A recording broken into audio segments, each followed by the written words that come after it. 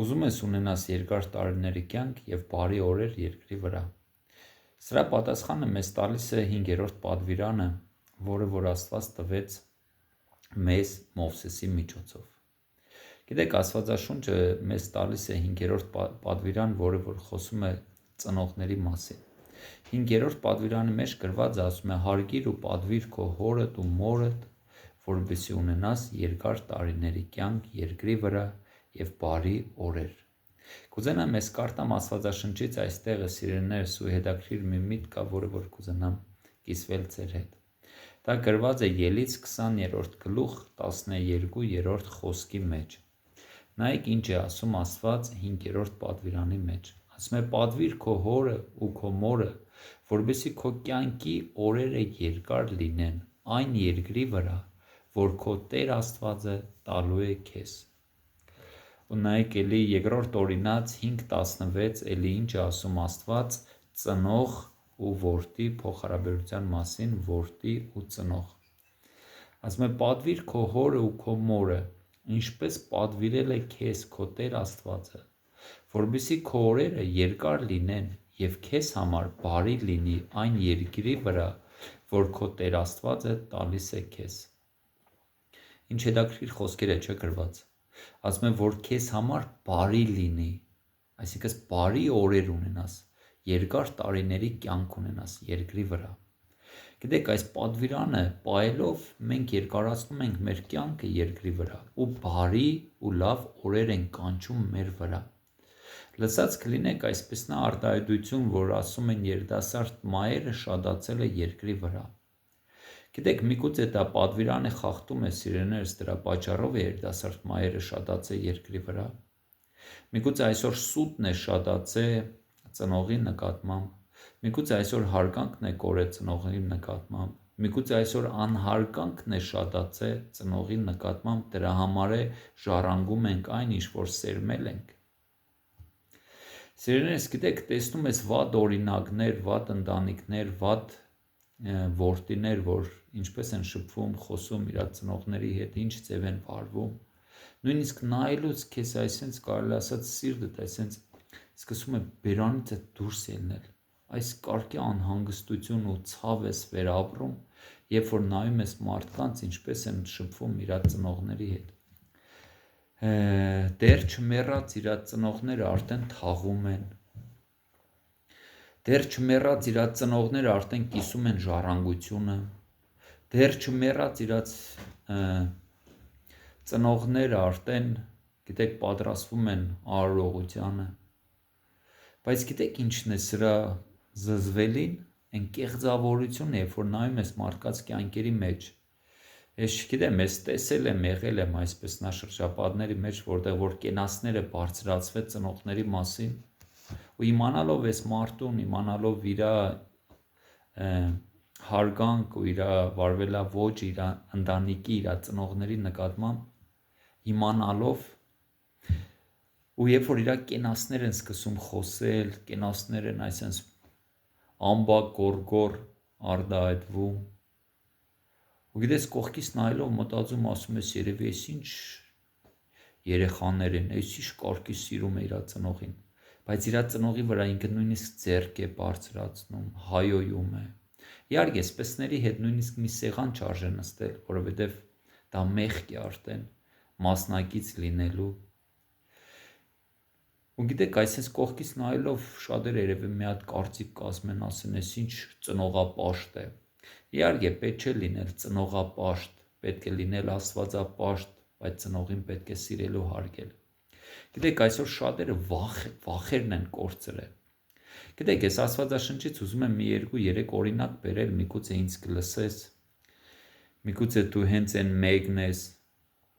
որ թող երկյուղ կա քո կյանքի մեջ, որ այս ինչ որ դու այն որ ասում ես ճանապարհից դու կարողանաս դուրս գալ, ապաշխարելով Տեր Աստծո առաջ, Տեր քո ծնողներիդ։ Գիտեք ինչ ասում Ելից 21:14-ը։ Ասում է, ով որ հարվածի իր հորը կամ մորը, անպատճառ պիտի սպանվի։ Հին ուխտի մեջ, եթե մարդ իր ծնողի վրա ձեռք բարձրացներ, նրան պետք է բերեին հրապարակ փոքրից մինչև մեծ քարերը վերցնեին ու սկսեին այս մարդուն ծեծել այս քարերով, այնքան այս քարերով խփել, որպես այս մարդը մահանա։ Գիտեք, մարդիկ կան, որ նույն հայատի կամ նույն տան մեջ ապրելով իր ծնողի հետ չեն խոսում, հայոյում են, անիծում են, ես չգիտեմ, նույնիսկ մի կտոր հաց ափսոսում են տալ։ Լսե, ես չեմ ասում ինքը ինչ արե, ինչի արե, միայն մի բան, որ ինքը քեզ ծնել է ու բերել է այս լույս աշխարհը,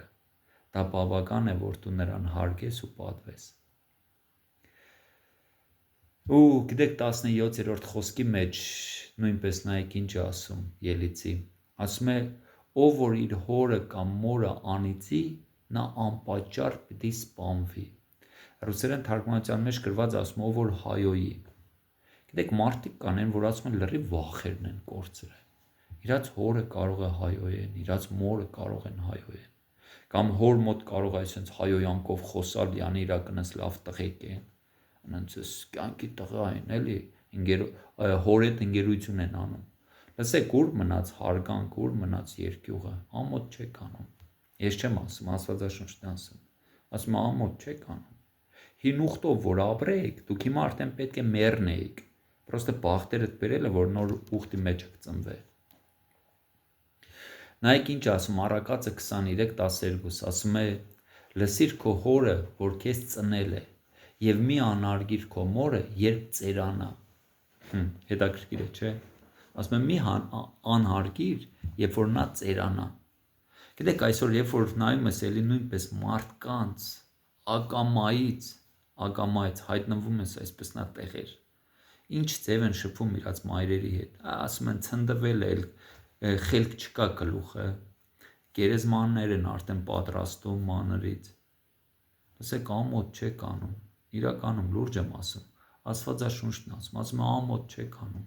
ուզում եք, որ ձեր կյանքը օրհնված լինի, ուզում եք դուք, որ ֆինանսներ ունենաք, ուզում եք, որ բժշկություն լինի ձեր ընտանիքների մեջ, չի լինի, ձեր երեխաներն են քաշելու ձեր պատճառով այն հարգանքը, որը որ դուք ցույց չեք տալիս ձեր ծնողներին, ու հետո սկսում եք արդեն մեղադրել կյանքը կամ Աստված, պետք չէ մեղադրել, մի հատ դուք ձեր սրտերին նայեք, ձեր վերապրումը փոխեք, ձեր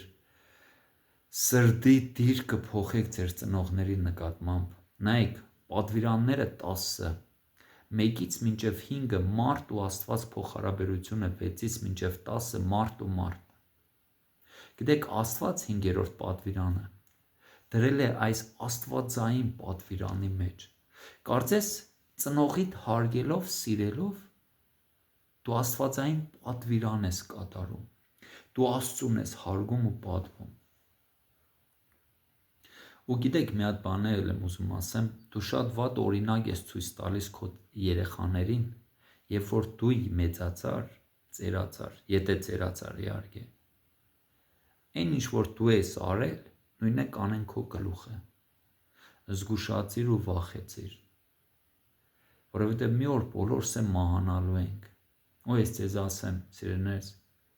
դուք դժոխք կժառանգեք, դուք անեց կժառանգեք, որովհետև ծնողին հարգելով դու կատարում ես Աստծո պատվիրանը։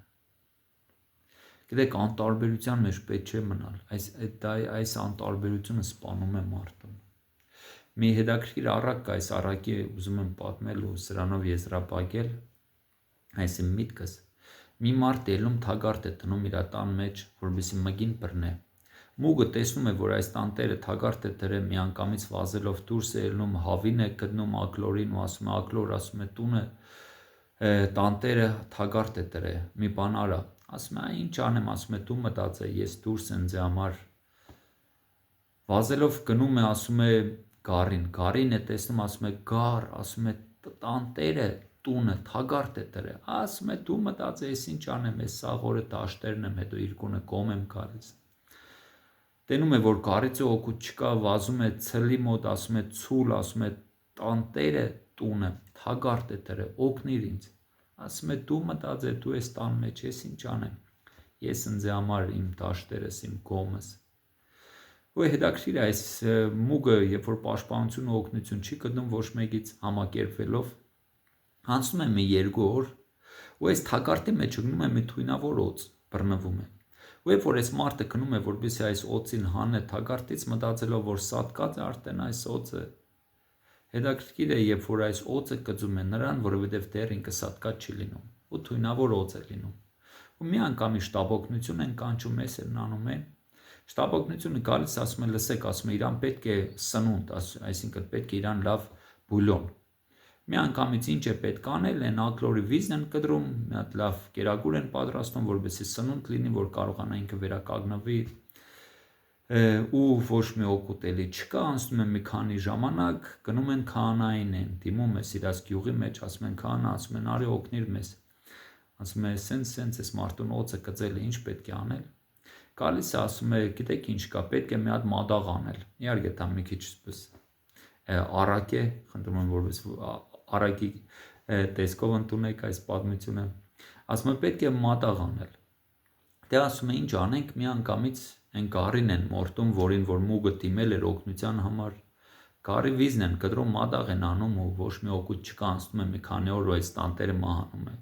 Երբ որ տանտերը մահանում է, թե ինչ պետք է անել, խաշլամա и так далее այս ու ինչ է պետք անել, պետք է ցլի